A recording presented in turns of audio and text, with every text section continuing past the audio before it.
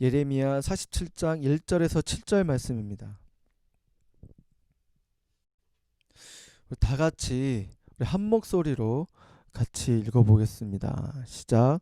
바로가 가사를 공격하기 전 블레셋 사람들에 대해 예언자 예레미야에게 임한 여호와의 말씀입니다.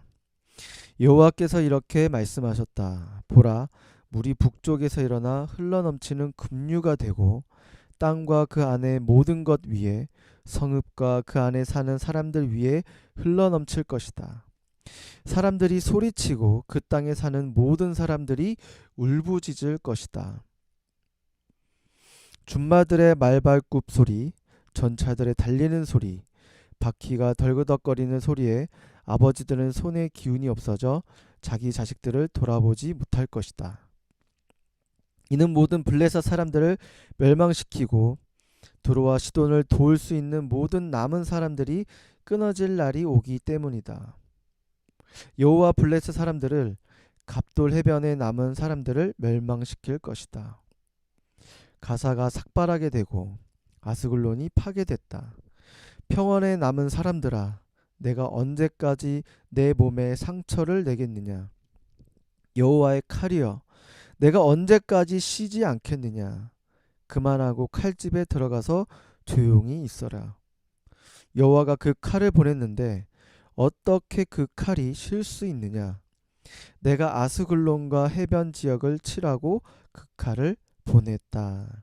아멘. 네, 열방의 진정한 통치자 하나님이란 제목으로 함께 말씀을 나누도록 하겠습니다. 여러분들에게 강의에 들어가기 앞서 퀴즈를 내려고 하는데요. 다음에 해당하는 그 지명을 이제 말씀해 주시면 되겠습니다. 이 지명은 창세기 21장에 처음으로 언급이 됩니다. 뭐 이렇게만 문제 내면 아주 막연하고 잘 모르시겠죠. 그러면 조금 더 구체적으로 쉬운 힌트를 내겠습니다. 이 지명은 다윗이 물맷돌로 싸워 명성을 얻었던 적장 골리앗의 조국이기도 합니다. 여러분, 이제는 뭐 무슨 어떤 지명, 어떤 국가인지 정확히 아시겠죠? 네, 맞습니다. 블레셋입니다. 이 국가는 이스라엘 민족이 출애굽을 한 이후 가나안에 정착한 초기부터 이스라엘과 심각한 갈등을 빚었던 족속이었습니다. 이들은 다윗 통치 시기만 해도 이스라엘의 지배하에 있었지만 이스라엘이 솔로몬 이후 남북 분열 왕국으로 된 후 점차 그 기세를 회복하여서 마침내 남유다 왕국에 상당히 위협하는 존재로 성장하게 되었습니다. 그리고 이들이 섬겼던 수많은 우상들은 이스라엘의 신앙을 병들게 하는 요인이 되기도 하였습니다. 그래서 오늘 본문에 하나님이 택한 민족 이스라엘이 위협당하고 종교적 타락을 부추긴 블레셋에 대한 심판 예언을 통해 하나님께서 우리에게 하시고자 하는 말씀을 오늘 배워보도록 하겠습니다. 먼저 1절, 2절 말씀 같이 읽어보도록 하겠습니다. 자막으로 띄워드릴게요. 1절, 2절 말씀 시작. 바로가 가사를 공격하기 전 블레셋 사람들에 대해 예언자 예레미야에게 임한 여호와의 말씀입니다. 여호와께서 이렇게 말씀하셨다. 보라, 물이 북쪽에서 일어나 흘러넘치는 급류가 되고 땅과 그 안의 모든 것 위에 성읍과 그 안에 사는 사람들 위에 흘러넘칠 것이다. 사람들이 소리치고 그 땅에 사는 모든 사람들이 울부짖을 것이다. 아멘. 네, 여러분 1절에 보시면 이집트의 그 바로가 가사를 공격하기 전 블레셋 사람들에 대해 예언자 예레미야에게 임한 여호와의 말씀이다라고 기록하고 있습니다. 여기서 우리가 살펴볼 말이 있는데요. 그것은 1절 앞부분 바로가 가사를 공격하기 전이라는 부분입니다. 여러분, 가사는 유다 왼쪽에 붙어 있는 지역인데요. 오늘날의 그 지명은 가자지구 지역입니다. 이 가사는 블레셋을 대표하는 5성읍 중 하나로 이들 중에 가장 남쪽에 위치한 지역이고요. 그리고 위치상 이집트와 가장 인접한 도시 국가였습니다. 그리고 서아시아로 통하는 무역로에서 중요한 요충지였습니다. 이집트 입장에서 볼 때 이 가사 지역은 반드시 확보해야 할 중요한 지역으로 인식되었습니다. 그리고 또한 이집트는 당시에 근동 지역의 가장 강자로서 군림하던 시기였습니다. 그런데 2절을 보시면요. 하나님께서는 물이 북쪽에서 일어나 흘러넘치는 급류가 되고 땅과 그 안에 모든 것 위에 또 성읍과 그 안에 사는 사람들을 위해 흘러넘칠 것이다 라는 메시지가 있는데, 이것은 바벨론이 블레셋을 멸망시킬 것이다 라는 뜻을 가졌습니다.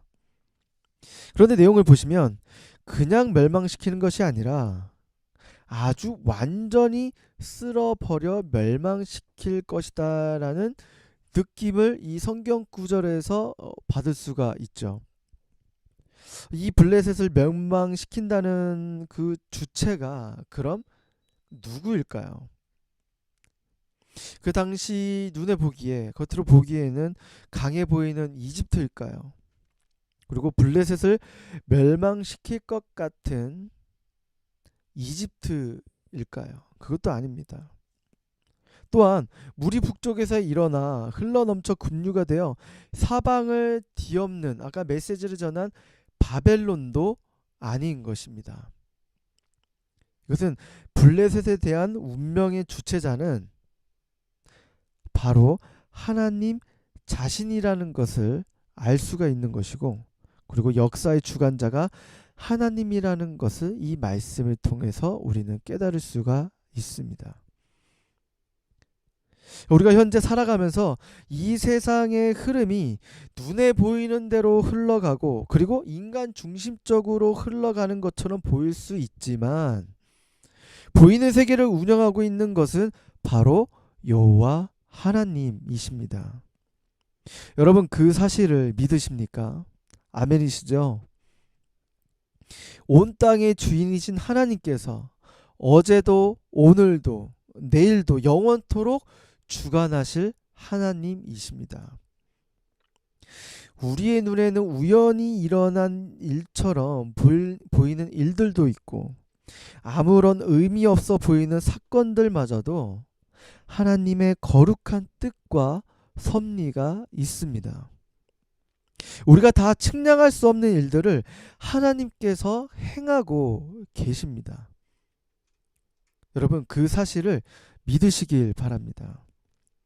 그렇기 때문에 하나님이 역사에 간섭하시고 그분의 섭리대로 이루어 가시는 것이 당연한 것입니다. 하나님은 온 우주, 온 세상, 그리고 우리들이 살아가는 삶 가운데서도 간섭하시며 운행하고 계신 것이죠. 그래서 우리의 삶은 이 관점에서 다시 살펴봐야 하는 것입니다. 오늘 저와 여러분의 계획과 걸음들을 하나님 앞에 올려놓고 살아야 하는 것입니다. 하나님은 그가 지으신 이 세계와 그리고 우리들의 삶에 결코 눈을 감거나 외면하신 적이 한순간도 없으십니다. 이전에 원유경 목사님께서 주일 예배 설교 때 들었던 예화가 있는데요. 제가 그때 들으면서 재밌고 또한 황당한 이제 그런 예화라서 제가 메모해 둔 적이 있었습니다. 예전에 목사님께서 월요 큐티 집회 찬양으로 섬기던 시절이었는데요. 그때는 이제 그 대장금이라는 드라마가 시청률 거의 55% 육박하면서 아주 선풍적인 인기를 끌고 있던 시기였습니다. 그래서 목사님께서 월요 큐티 집회 때 이제 중보기도도 이제 뭐 신청함을 받고 하셨었는데요. 근데 그 중보기도 신청함에 어떤 한 권사님이 열심히 적으셔서 기도 제목을 적으셔서 이렇게 중보 기도함에 넣으셨습니다. 그래서 목사님께서 그 기도 카드를 이제 살펴보시는데 그 중에 하나가 기도 제목이 이것이었습니다. 하나님, 한상궁을 살려 주십시오. 여기서 나오는 한상궁은 이름이 한 그리고 상궁이 아니라 그 대장금에 나오는 장금이를 친딸처럼 아끼는 지혜로운 궁녀입니다. 국중 인물이에요. 주인공을 이뻐하는 스승격인 궁이다 보니까 사람들도 아주 호감 갖고 좋아하는 그 국중의 캐릭터였습니다. 그런데 국중 이 위기에 몰린 한상궁을 살려달라는 그 기도 제목을 권사님이 넣으시고 그리고 목사님이 그걸 발견하시고 아주 황당하셨다는 이야기입니다. 제가 만약 그런 기도 제목을 저도 받았다면 저도 황당하고 약간 저도 미소가 좀 띄었을 거예요. 그만큼 인기가 그 대장금이란 인기가 많았고 또 권사님이 드라마에 몰입하셔서 그런 기도 제목이 나올 수가 있었다는 이야기였습니다. 그러면서 목사님께서 그 황당한 경험을 이 다른 관점으로 이야기하셨는데요. 이렇게 이야기하셨습니다. 그 드라마의 주인공은 장금입니다. 장금이가 주인공이고 그보다 높은 임금, 좌의정, 영의정 등 다른 신하들은 다 엑스트라입니다. 모든 사건과 스토리가 장금이를 중심으로 이루어집니다. 그 드라마에서 중요한 건 장금입니다. 누가 권력을 가졌고 누가 왕이고 그게 중요한 게 아니라 그 드라마를 이끌어가는 건 주인공인 장금입니다라고 이렇게 이야기하셨습니다. 지금 우리 눈에 보이는 세상에서도 권력자는 존재합니다. 왕이라고 해서 주인공이라고 해서 왕이라고 해서 주인공이 아니고 황제라고 해서 꼭 주인공이 아닙니다. 우리가 볼 때는 힘 있고 권력 있는 사람이 주인공이라고 생각할 수가 있지만 그렇지 않습니다. 여러분, 영어에서 히스토리라는 단어를 알고 계시죠? 히스토리란 히스와 스토리가 합쳐진 즉 그의 이야기, 이 세상의 역사는 하나님의 이야기다라는 것을 나타내고 있는 것입니다. 하나님의 뜻과 계획, 섭리를 펼쳐가심을 내포하고 있는 단어인 것이죠. 유다의 운명도 그 시대의 강대국인 이집트나 바벨론에 의해서 좌지우지 될 것 같지만 그 배후에는 하나님이 계십니다. 이집트가 그 시대의 주인공이라고 생각하는 유다 백성에게 하나님은 누가 주인공이시고 누가 주관자이신지를 분명히 예레미야를 통해서 말씀하고 계십니다. 오늘날 우리에게도 같은 말씀을 하고 계십니다. 눈에 보이는 권력자들과 우리에게 안녕을 가져다 줄 것 같은 사람이 우리의 삶의 주인공이라고 생각할 수 있지만 그 사람을 조정하고 주관하시는 그 배후에 계신 분이 바로 여호와 하나님이십니다. 여러분, 이러한 관점으로 저와 여러분의 삶에 하나님을 인정하며 살아가는 저와 여러분이 되시길 주님의 이름으로 축원합니다. 우리 3절에서 4절 말씀 다 같이 읽어보겠습니다. 네, 자막 준비됐을 텐데요. 같이 읽어보겠습니다. 시작. 준마들의 말발굽 소리, 전차의 달리는 소리, 바퀴가 덜그덕거리는 소리에 아버지들은 손에 기운이 없어져 자기 자식을 돌아보지 못할 것이다. 이는 모든 블레셋 사람들을 멸망시키고 두로와 시돈을 도울 수 있는 모든 남은 사람들이 끊어질 날이 오기 때문이다. 여호와가 블레셋 사람들을 갑돌 해변에 남은 사람들을 멸망시킬 것이다. 네, 블레셋이 어려움을 겪었을 때 이 두 국가들은 군사들을 보내어 블레셋을 도와주곤 했습니다. 동맹 국가였습니다. 그래서 블레셋은 늘 그래 왔듯이 어려움이 겪으면 이 바벨론의 침공이 들어오면 두로와 시돈이 도와줄 거라고 믿고 있었고, 그리고 그렇게 힘을 합치면 이 세 국가가 힘을 합치면 바벨론을 대적할 수 있을 거라고 그렇게 예상을 했습니다. 하지만 하나님께서는 블레셋을 돕는 이러한 도움을 완전히 차단하실 것이라고 지금 이 구절에서 말씀하고 계십니다. 그들 역시 바벨론의 침공을 받자 자국의 안위마저 위협받고 있었으므로 그 기대대로 블레셋을 원조하지는 못하였습니다. 여러분, 이 말씀을 볼 때는 우리는 또 하나의 중요한 것을 깨달을 수가 있습니다. 하나님께서 심판하실 때에는 인간이 하나님 외에 믿고 의지하고 있는 어떤 것들도 우리에게 아무런 도움이 될 수 없다는 것을 이 구절을 통해서 알려주고 있습니다. 그리고 의지하고 믿고 있는 것들도 하나님의 심판에 걸려 넘어질 수밖에 없음을 자명하고 있습니다. 여러분, 사람들이 하나님을 인정하지 않고 다른 어떤 무엇인가를 의지하며 자기 마음대로 살아가는 이유가 무엇이라고 생각하시나요? 누군가는 돈을 의지하고, 누군가는 인맥, 또 경험, 또 열심히 쌓은 그 화려한 스펙, 또 인기, 명예 등 뭐 이러한 것들이 자신을 지켜주고 자신을 높여줄 것이라는 그 허망된 생각으로 살아가고 있기 때문입니다. 그것이 자기를 지켜주고 자기를 높여줄 것이라고 착각하고 있는 것이죠. 그들이 의지하는 것들이 그들에게 안녕과 평안을 가져다 주고 또 엄청난 파워를 가져다 줄 거라고 착각하고 살아갑니다. 이것은 마치 블레셋 사람들이 군사적으로 막강한 두로와 시돈을 의지하여 그들 스스로가 강력한 존재인 것처럼 살아가는 것과 마찬가지인 것이죠.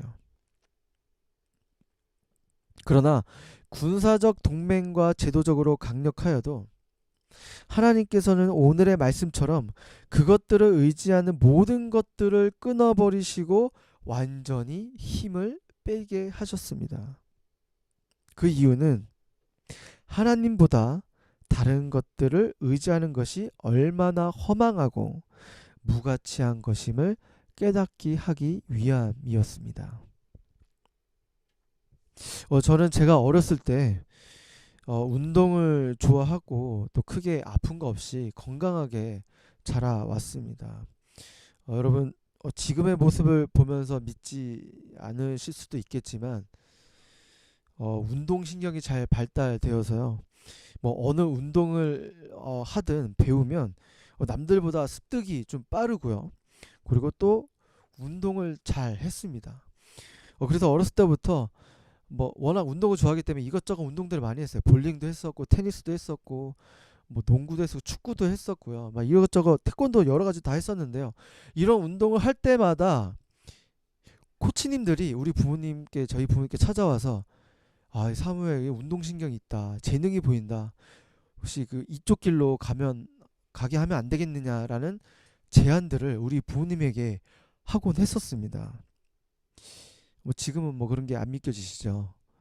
네, 다 뭐 몸이 그렇게 망가지긴 했습니다.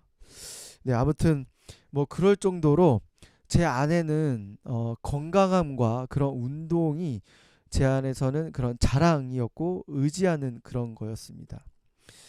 그렇게 저 스스로가 건강한 육체를 가졌다고 살아오고 있다가 깨지는 그런 생각 깨지는 시간이 이제 계기가 있었는데요.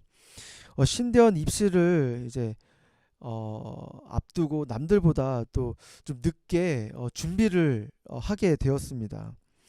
그러면서 남들보다 늦게 이제 시험 준비를 하다 보니까 따라잡아야겠다는 그 열정이 엄청나게 넘쳐 있었습니다. 그래서 도서관에 가서 밥 먹는 시간 외에도 쉬지도 않고 한 3개월 동안 그냥 의자에 계속 앉아서 공부를 했습니다. 공부는 엉덩이 싸움이다. 얼마나 의자에 오래 앉아 있느냐가 그 승패를 좌우한다. 막 이런 공부 잘하는 사람들의 그런 이야기를 듣고 일단은 어떻게 하는 노하우인지 모르겠지만 일단 오래 앉고 열심히 뭔가 따라잡아야겠다라는 그 의지 하에 뭐 스트레칭이나 이런 거 없이 그냥 계속 3개월 동안 오래 앉아 있었어요. 그래서 오래 앉아 있다 보니까 막 스트레스도 있고 막 여러 가지 압박감도 있었는데, 아무튼 그 포인트는 뭔가 앉았다가 일어섰다가 어떤 뭐 쉼과 스트레칭 전혀 없이 쭉 3개월 그냥 내내 오래 앉아 있었다는 것입니다. 그러다가 어느 날 갑자기 제가 아침에 일어나서 세수를 하기 위해 세면대에 허리를 숙이는 순간 저는 그 자리에서 갑자기 주저앉게 되었습니다. 그러면서 화장실에서 뭐 어떻게 뭐 일어설 수도 없고 너무나 허리가 아프면서 네 발로 막 엉금엉금 기어 나와서 동생과 함께 택시 타고 이제 병원에 검사를 받으러 갔었죠. 응급실로 바로 가게 됐죠. 그래서 병원에서 진단을 받아 보니까 디스크가 터졌다고 진단을 받게 되었습니다. 그리고 그 이후로 병원에서 바로 입원을 하면서 저는 앉거나 일어서거나 이동을 하거나 그 모든 행동들이 제 스스로 할 수 있는 게 아무것도 없게 되었습니다. 누군가의 도움을 꼭 받아야만 되는 상황에 놓이게 되었습니다. 그러면서 제가 입원하는 기간 동안 누군가의 도움을 받아야 하는 저를 보면서 어쩌면 제가 스스로 제 건강을 자랑하고 제 건강을 믿고 살았다는 것을 깨닫게 되었습니다. 앉고 서는 것, 그리고 움직이는 그 모든 것마저도 하나님의 은혜가 아니면 살아갈 수 없는 존재라는 것을 그 입원 기간을 통해서 확실히 알게 되었습니다. 그래서 나의 가진 것, 또 내가 의지하고 기대하고 있는 것 또한 하나님이 손 하나 까딱이면 아무것도 아니라는 것을 너무나도 깊게 깨닫는 시간이었습니다. 여러분이 현재 의지하고 있는 것들이 있을 것입니다. 여러분들의 지혜와 경험, 그리고 여러분들이 그동안 쌓아온 노하우, 그리고 노력 등 그 의지하고 있는 것 또한 여러분 하나님의 손 한번 까딱이시면 여러분 그게 아무것도 아니게 되는 것입니다.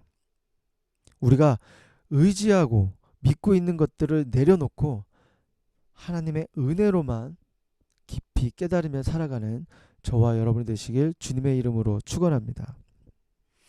네, 그러면 또 이제 6절에서 7절 말씀을 같이 보기 원하는데요. 우리 자막 띄워 주시겠어요?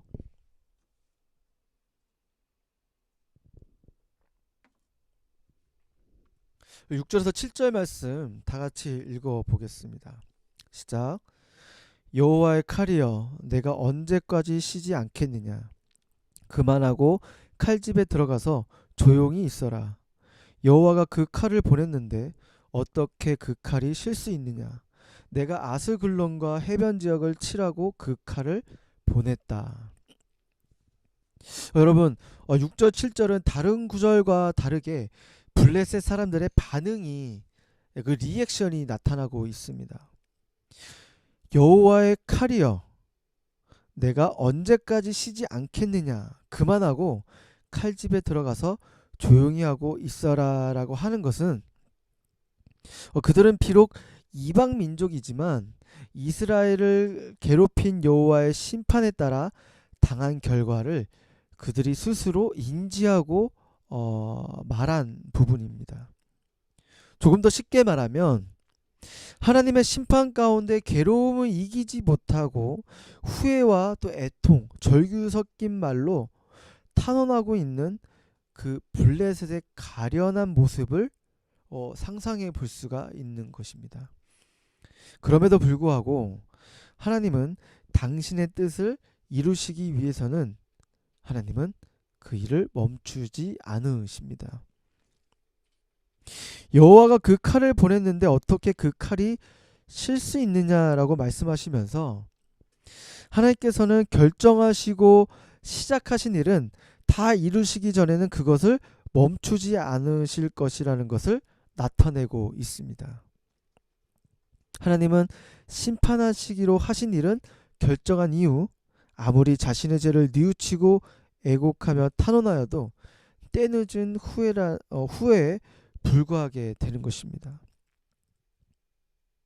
그러나 또 한편으로는 하나님은 분명히 우리에게 회개하고 돌아올 시기와 기간 또 기회를 주고 계십니다.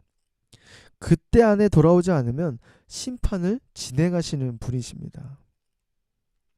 따라서 자신들이 죄를 짓고 있고 악을 자행하고 있다면 우리는 어떻게 해야 하는 것일까요? 하나님의 심판이 다가오기 전에 우리가 할 수 있는 최고의 그 낮아짐은 바로 회개인 것입니다. 2주 전에 제가 티칭할 때 그 방송사고가 막 일어나고 막 분주했을 때 제가 그 회개에 대해서 이제 다루었었는데요. 그때 제가 뭐라고 했었냐면 회개는 죄로 향한 마음에서 유턴하는 것이다라고 이렇게 이야기를 했습니다. 즉 죄에서 돌이켰다는 뜻이 회개라는 것입니다. 회개란 우리의 마음이 자꾸만 악한 쪽으로 기울어지는 지속성, 타락하기 쉬운 마음, 성령을 거스르려는 정욕 등을 깨닫고 악을 향한 우리의 마음을 바꾸는 것이다 라고 그렇게 말씀을 드렸습니다. 그런데 여러분, 우리가 볼 때 악인들의 문제점이 무엇이라고 생각하시나요? 그들에게 심판이 임할 것이라고 아무리 소리 높여도 회개할 줄 모른다는 것입니다. 그 완악한 마음이 있고 이미 귀가 닫혔다는 것입니다. 그들은 하나님의 심판을 무시하고 그저 귓등으로 듣는 자세가 있습니다. 마치 이것은 노아의 홍수 사건처럼 노아가 산 꼭대기에 방주를 짓는 그 100년의 기간 동안 그 아랫사람 그 산 아랫사람들은 마을 사람들은 회개 움직임도 없었고 오히려 노아를 조롱하면서 비아냥거렸죠. 그들에게 있는 생각은 오늘도 무사한데 내일도 무슨 일이 있겠느냐라는 안일한 생각이 그들 안에서 자리 잡고 있었습니다.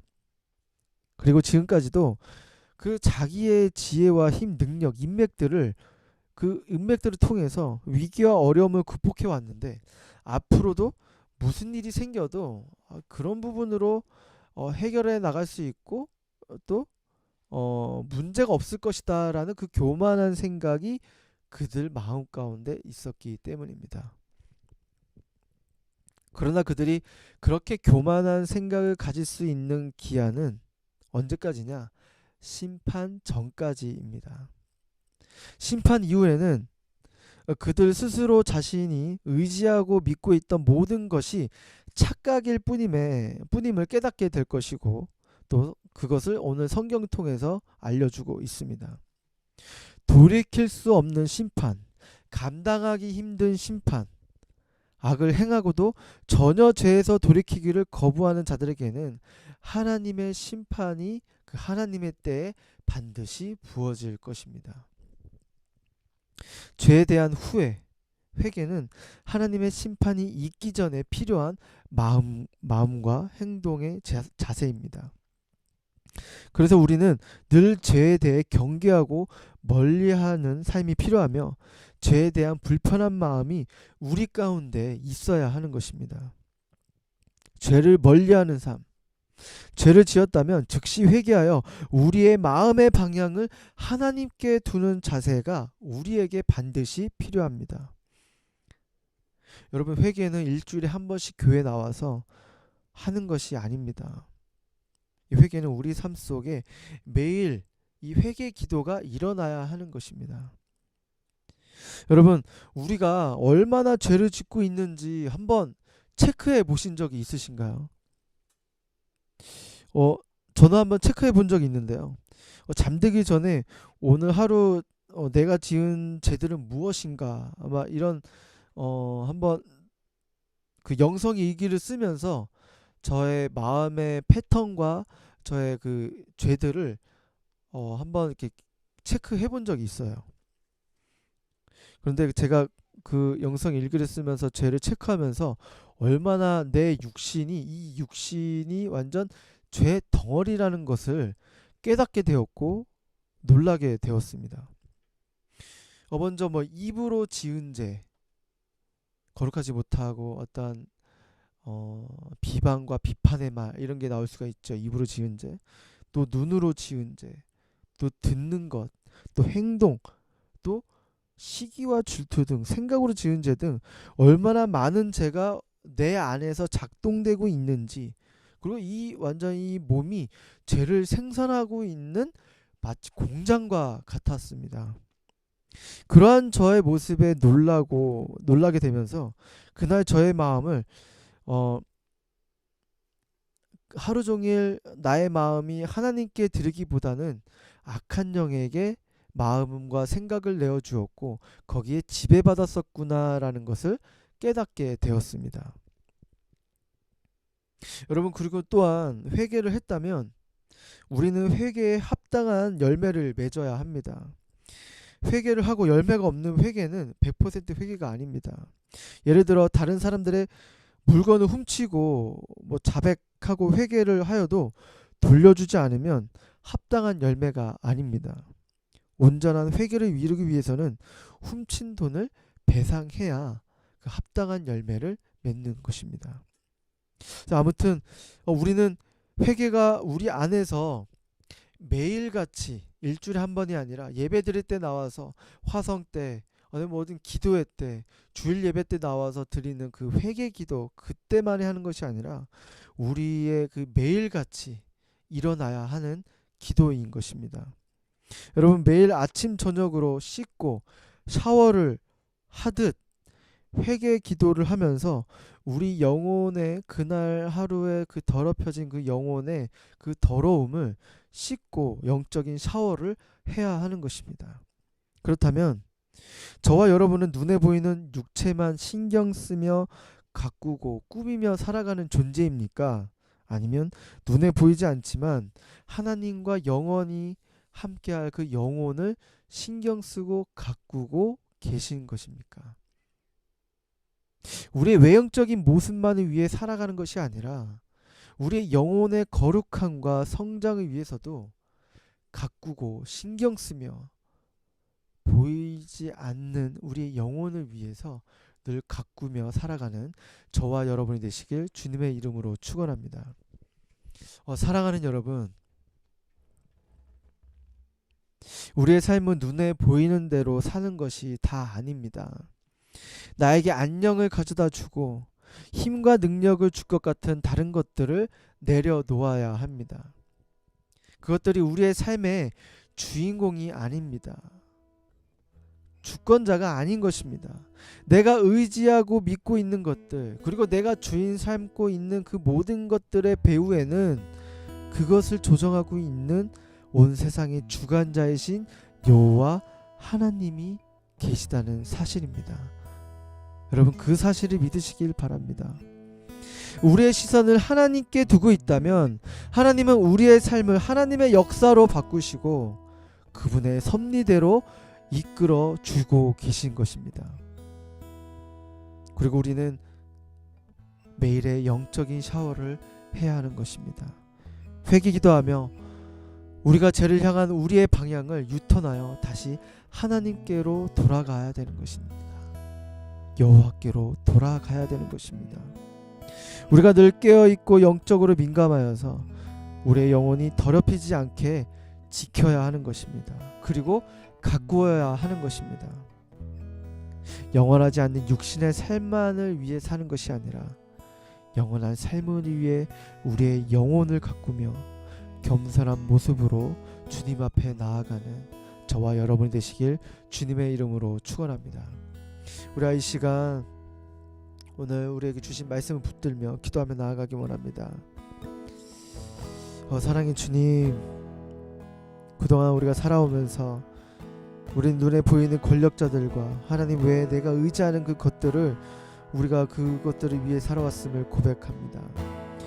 우리가 주인 삶의 모든 것들을 내려놓고 삶의 주관자이신 만물의 통치자이시고 온 세계의 주인이신 여호와 하나님만을 의지하며 사는 인생이 되게 하여 주시옵소서. 우리의 계획과 걸음들을 하나님 앞에 올려놓고 우리들의 삶에 결코 눈을 감거나 외면하지 않으시는 여호와 하나님을 인정하며 살아가는 우리가 되게 하여 주시옵소서. 우리가 이 시간 삶의 주관자 대신 하나님을 온전히 신뢰하게 해달라고 우리가 주여 한번 외치고 합심하여 통성으로 기도하며 나아가겠습니다. 주여, 주여 성령 하나님 아버지, 이 시간 하나님의 주님 앞에 하나님을 기도하며 나아가기 원합니다. 온 세상의 주인이시고 온 만물의 통치자이신 여호와 하나님, 우리의 삶을 주관하고 계시고 어제도 그랬고 오늘도 그랬고 미래에도 영원토록 우리를 이끌어주고 우리를 하나님 아버지 섭리대로 이끌어 가시는 여호와 하나님을 신뢰하며 나아가기 원합니다. 주여 성령 하나님 아버지, 우리가 하나님 눈에 보이는 것들을 의지하며 그것들에 절하고 경배하고 의지하고 믿고 살아가는 것이 아니라 하나님 그 모든 것들을 통치하시고 조정하시는 그 여호와 하나님을 바라보며 나아갈 수 있도록 도와주시옵소서.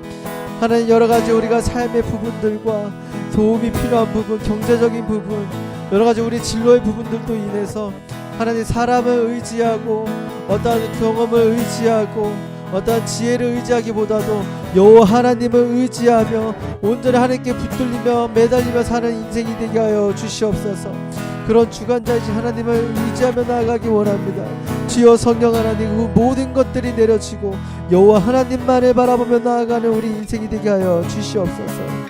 주여 성령 하나님, 내려지고 주님만 붙드는 인생, 주여 하나님 아버지, 우리 인생이 온전히 주님만이 가득한 그 인생이 되게 하여 주시옵소서. 우리가 이 시간 계속해서 한 번 더 기도하며 나아가기 원합니다. 이 시간 또 회개하며 나아가기 원하는데요. 사랑의 하나님, 우리가 매일 살아가면서 우리 안에 많은 죄들이 발생됨을 느끼며 살아갑니다. 한순간도 주님 없이는 살아갈 수 없는 존재임을 우리가 이 시간 같이 고백하며 나아갑니다. 주님, 오늘도 우리에게 성령의 조명을 비춰주셔서 우리 안에 지은 죄들을 발견하게 도와주시옵시고 자백하며 주님께 용서를 구하는 인생이 되게 하여 주시옵소서. 영적으로 둔감하여 하나님의 심판의 때에 이르기까지 우리 우둔한 인생이 되는 것이 아니라 늘 깨어 기도하며 주님께 나아가는 영적인 민감함이 되어 있는 민감함으로 나아가는 우리 리더십들이 되게 하여 주시옵소서. 우리 이 시간 주님께 우리의 죄를 용서하고 영적인 민감함을 달라고 우리가 주여 한번 외치고 합심하여 동성으로 기도하며 나아가겠습니다. 주여 성령 하나님 아버지, 우리가 이 시간 주님 앞에 기도하며 나아갑니다. 주여 성령 하나님, 우리 가운데 성령의 조명을 비춰 주시옵소서. 하나님 아버지, 우리가 계속해서 눈으로 짓는 죄, 보고 듣고 하나님 행동으로 말하고 듣는 죄들이 너무나도 많은 고백합니다. 하나님 아버지, 계속해서 우리가 시기와 질투 여러가지 말하는 것 통해서 우리 안에 계속해서 죄가 발생되고 있는데 하나님 아버지, 이 죄들 주여 성령님께서 하나님 우리가 스스로 이 모든 죄들을 제거할 수 없지만 모든 것을 주님 앞에 하나님 예수님의 보혈로 십자가에 돌아가시는 그 통해서 하나님 우리가 죄사함을 얻고 하나님 그 사실로 인하여서 우리가 믿고 담대히 선포하며 나아갑니다. 하나님 계속해서 우리를 용서하여 주시옵시고 우리를 불쌍히 여겨 주시옵소서. 온전히 주님만을 바라보며 계속해서 영적인 민감함을 통해서 매일의 삶에 우리가 죄를 회개하며 나아갈 수 있도록 도와주시옵소서. 하나님 우리의 삶에 있어서 우리가 거주하는 것, 우리가 먹고 자는 것, 우리가 입는 것, 하나님 아버지 눈에 보이는 것들만 꾸미고 신경 쓰고 살아가는 것이 아니라 보이지 않는 것, 영원한 삶을 추구하며 우리의 영혼을 위해 훈련하고 배우고 가꾸고 우리가 신경 쓰며 살아갈 수 있는 우리 모두가 될 수 있도록 붙들어 주시옵소서. 우리의 영혼의 성장과 영원한 것을 추구하며 나아갈 수 있는 영적인 것, 거룩한 것을 추구하며 나아갈 수 있는 우리 리더십들이 될 수 있도록 붙들어 주시옵소서. 주여서 사랑의 하나님 아버지, 오늘도 우리가 주님 앞에 엎드리며 나아갑니다. 하나님, 우리가 오늘도 주님의 한순간도 없으면, 하나님의 은혜가 없으면 살아갈 수 없음을 우리가 고백하며 나아갑니다. 우리가 주인 사면 그 모든 것들을 내려놓고 오직 여호와 하나님만을 바라보며 나아갈 수 있도록 붙들어 주시옵소서. 하나님, 비록 시련과 고난과 하나님 아버지 내가 헤쳐나갈 그 문제 앞에서 내가 하나님보다 다른 것을 의지하고 하나님 아버지 믿고 나아가는 것이 아니라 이 모든 것을 조정하시고 컨트롤하시는 여호와 하나님께 달려나아가 기도하고 하나님만을 의지하며 나아가는 우리 모두가 될 수 있도록 도와주시옵소서. 하나님, 그리고 우리의 매일 삶 가운데 하나님 성령의 조명을 비춰주셔서 우리가 회개하며 나아가기 원합니다.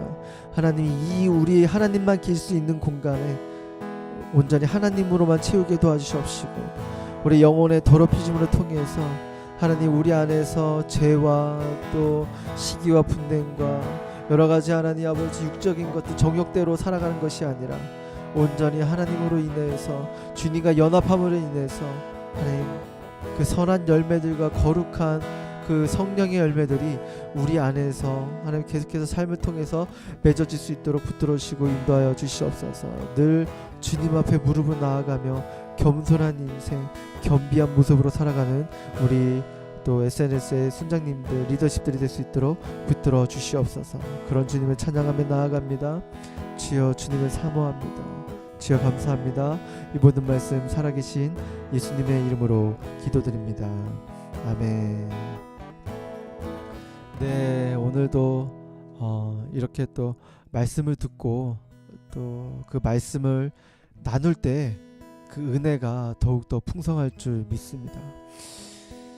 네, 오늘 적용 질문을 드릴 텐데요. PPT에도 같이 띄워드리도록 하겠습니다. 첫 번째는 내가 현재 의지하고 있는 것은 무엇인가요? 하나님의 절대 주권 아래서 내 삶은 어떻게 해야 할까요? 라는 것과 그리고 죄에 대한 경계와 민감함을 위해 어떻게 훈련을 하고 계신가요? 그리고 죄를 멀리하고 회개의 삶을 살기 위해 노력했던 경험들을 서로 이야기하시면 좋을 것 같습니다.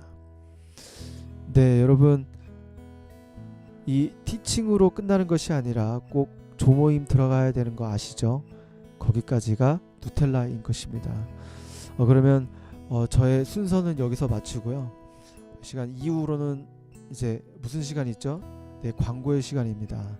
네, 광고하면 그분이 떠오르죠. 하지만 오늘 그분 말고 그 광고 마스터 말고 또 SNS의 그 MC의 달인 우리 최종현 전도사님께서 나오셔서 또 기가 막힌 또 그 광고의 맛집을 소개해드리도록 하겠습니다. 네. 네, 여러분 안녕하세요. 마치 이렇게 등장해야 될 것만 같은 좀 부담감이 있어서 여러분들 또 웃으시라고 이렇게 등장했습니다. 네, 여러분 아시다시피 8시 20분 이후에 들어오신 분들은요, 우리 그룹 담당 교육자님들에게 서머리를 보내주시면 감사하겠습니다. 두 번째로는 여러분 너무나 기쁜 소식이죠. 예배당 예배가 이제 재개되었습니다. 그와 동시에 예배 예약도 또한 같이 재개가 되었는데요. 저는 SNS 공동체의 교육자라는 게 너무 자랑스럽습니다. 왜냐하면 그 월요일 되는 12시 1분부터 시작해서 10분의 시간이 좀 지나고 나면 저희 공동체의 예배가 다 예약되는 것을 볼 수가 있거든요. 우리 SNS 공동체의 식구들이 얼마나 예배를 향한 열정을, 뜨거움을 가지고 있는지, 또 그런 우리 지체분들의 교육자라는 것이 너무나 자랑스럽습니다. 그러나 한 가지 꼭 기억해 주셨으면 하는 것은 예배 예약에 실패하시는 분들이 분명히 많을 거예요. 예배 예약에 실패했다 할지라도, 우리의 예약에 실패했다 할지라도 예배에 실패한 게 아니라는 것을 우리가 꼭 기억했으면 합니다. 예약에 혹시 실패한 우리 순장님들 계시더라도, 또 순원분들 계시더라도 낙심하지 않도록 여러분들이 잘 인도해 주시고, 낙심하는 것이 아니라 영상 예배나 예배당 예배나 동일한 하나님을 예배하는 자리이기에 언제나 기대감과 소망함을 갖고 나아가는 우리 한 주간의 삶이 되기를 주님의 이름으로 축복합니다. 그리고 세 번째로 코인 기도회 내일 또 있는 거 아시죠? 밤 9시에 여러분 함께 또 뵙도록 하겠고요. 언제나 또 토요주일, 일요주일 함께 기도의 문을 열어가고 있습니다. 리더십 여러분들 꼭 함께 해주셔서 이 시간들을 우리가 방파제 기도를 드리고 있잖아요. 기도의 방파제를 세워서 온전히 하나님과 동행하는 시간들이 되기를 주님의 이름으로 축복합니다. 이제 마지막입니다. 여러분들 즐거운 조별 모임 하시고요. 여러분들의 나눔 속에서 또 하나님의 은혜가 있기를 계속 중보하겠습니다. 네, 그러면 즐거운 조별 모임 되세요. 뿅. 감사합니다.